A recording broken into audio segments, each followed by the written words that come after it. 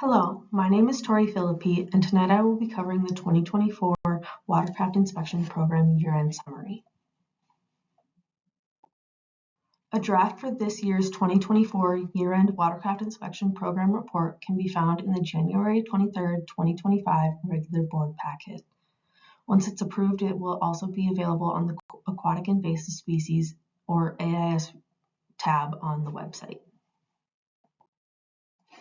We'll start by looking at the district-wide inspection hours and the number of inspections since 2014. As mentioned before, 2020 was by far the program's busiest years in terms of inspections and the inspection rate.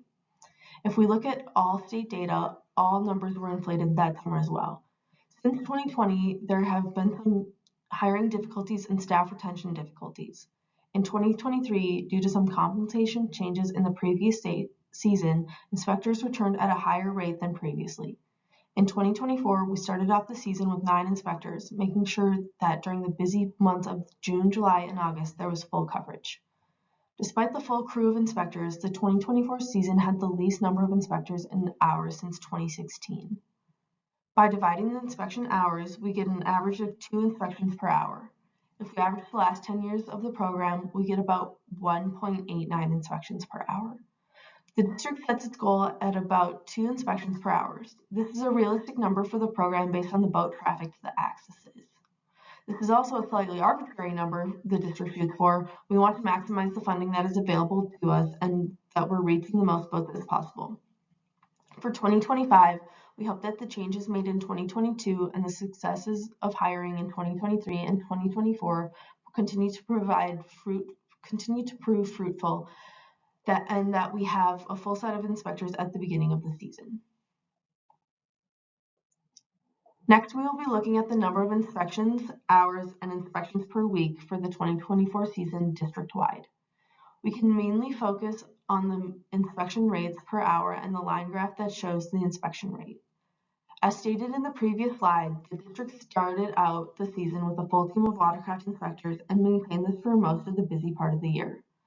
Inspectors that had worked with us previously were able to get onboarded much quicker. By Memorial Day weekend, we were able to have great coverage for that first holiday of the season. Inspection rates remained high during June, July, and the beginning of August. As the season grew slower and inspectors started to leave for school, the number started to taper.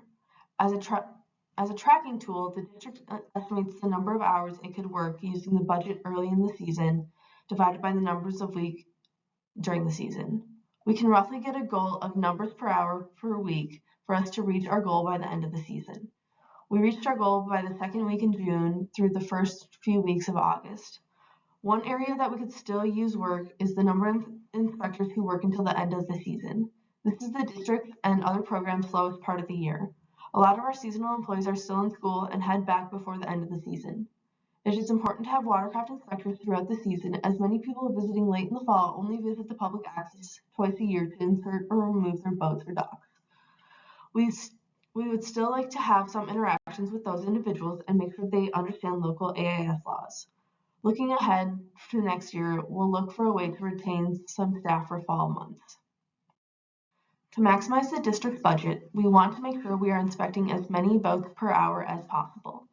We schedule the bulk of hours Friday through Sunday, as these are the busiest days at the axis, and these are undoubtedly the busiest days of the week. This is where the district puts most of its inspection hours. The Comfort Lake Forest Lake Watershed District also partners with Chisago County through a joint powers agreement. This season, they provided us with 2 inspectors who worked Monday through Thursday at the axes. This allows us to in-house to focus on the busiest 3 days of the week, with Chisago County inspectors covering those who come to the axes during the weekdays. We want to make sure we still have coverage throughout the week while still maximizing the number of hours Friday through Sunday. Next, we will look at the district-wide contaminants and drain plug violations. We can define contaminants as water remaining in the boat, mud, plants, or different types of animals. If a boat were to show up with a drain plug already in, a watercraft inspector would ask them to pull away from the access where the water will not enter the lake, remove the drain plug, and remove any remaining water. They could then drive back around and launch the boat. In 2024, we found 86 contaminants found entering the lakes. The average number of contaminants entering the lake since 2015 is 97 violations. This is an AIS law most people are aware of now. Overall, the number is lower than average, which is great. Watercraft inspectors caught these violations and made sure they were up to code before pulling out. This year, there were 83 drain plugs still in upon arrival to the district's public accesses. This number has continued to rise over the past couple of years.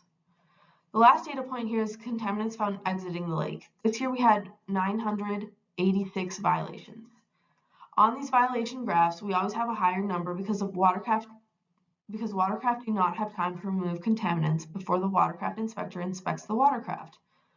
On some of our accesses, depending on where they are on the lake and the winds, there can be large fogs of floating plant debris that are almost impossible to avoid getting on the watercraft.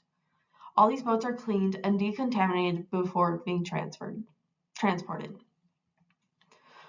Our watercraft inspectors are great at helping to remove contaminants from the watercraft. If they do decide to leave without fully decontaminating the watercraft, they are subject to citations or tickets were they to be pulled over. Most individuals are good about removing everything before they depart the access. The district has been placing rates at the accesses for the watercraft inspectors to rake away debris in their free time.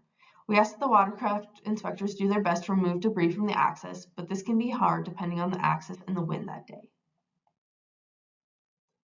The district is not only interested in preventing AIS in our water bodies, but also interested in not spreading AIS to other water bodies.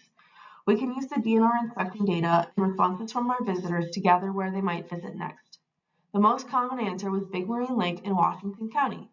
This lake does not have zebra mussels, so it is imperative that our inspectors can catch contamination violations exiting watercraft. Exiting inspections are just as important as incoming inspections. Next, we'll look at Bone Lake inspections and hours worked. The graph shows the data points since 2015. Looking at 2024, we estimated a total of 500 hours at Bone Lake. This year we did not meet our goal, but it is still performed over 470 hours of inspections. That's about 94% of the goal. There were 618 surveys completed at Bone Lake with an inspection rate of 1.3 inspections per hour. We have a similar graph for Comfort Lake inspections and hours worked. The graph shows the data points since 2014. Looking at 2014, we estimated a total of 523 hours at Bone Lake. This year, we're just shy of our goal, performing 512 hours of inspections. That's about 98% of the goal. There were 707 surveys completed at Comfort Lake with an inspection rate of 1.38 inspections per hour. And finally, we have a graph for Forest Lake inspections and hours worked. The graph shows the data points since 2014. Looking at 2024, we hope to achieve 2,364 hours. We completed 95% of the goal with 2,237 hours worked. There were 5,125 surveys completed at Forest Lake with an inspection rate of 2.29 inspections per hour. Thank you for paying attention to this recording. I'm Tori Philippi. Feel free to reach out with any questions. You can reach me by email or by phone. Thank you.